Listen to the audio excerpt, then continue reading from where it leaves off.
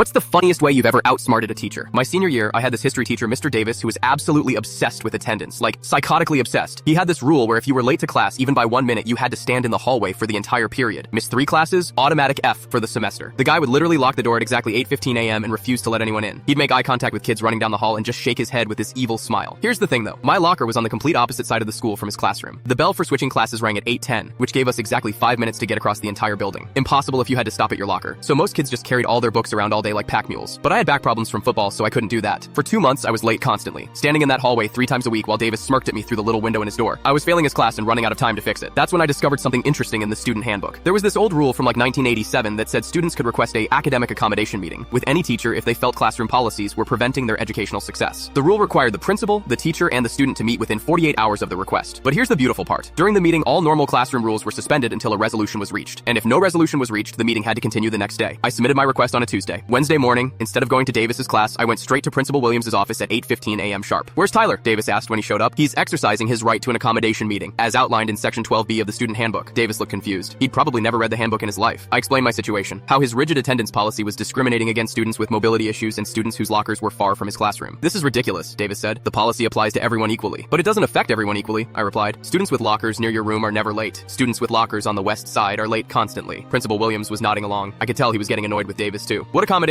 are you requesting?" Williams asked. "I want Mr. Davis to unlock his door and allow late students to enter class without penalty, like every other teacher in this school does." Davis was turning red. "Absolutely not. My classroom, my rules." "Then I guess we'll meet again tomorrow," I said with a smile. Thursday morning, same thing. Friday morning, same thing. By Monday, Davis was furious. He'd missed 4 days of his own class because of these meetings. Meanwhile, I was getting one-on-one tutoring from Williams, who actually knew the history material way better than Davis did. "This is absurd," Davis finally exploded during our second week of meetings. "He's manipulating the system. He's using the system exactly as it was designed," Williams replied. "Maybe we should just unlock the door?" Davis stormed out. The next morning, I walked into history class at 8:16 a.m. The door was wide open. Davis didn't even look at me, just muttered under his breath about entitled kids these days. But the best part? Word spread about what I'd done. By the end of the week, 5 other kids had submitted accommodation requests for Davis's class. Different issues: his no bathroom policy, his no food policy, his policy against asking questions during lectures. Davis spent the entire month in meetings instead of teaching class. Finally, he cracked. Sent out an email to all his students saying he was revising his classroom policies to better serve student needs. Translation: he gave up on being a control freak because dealing with the meetings was more annoying than just being a normal teacher. I ended up getting an A in his class. Turns out I'm pretty good at history when I'm actually allowed to sit in the classroom and learn it. Davis never made eye contact with me again for the rest of the year. But every morning at 8:16, I'd walk through that unlocked door with the biggest smile on my face.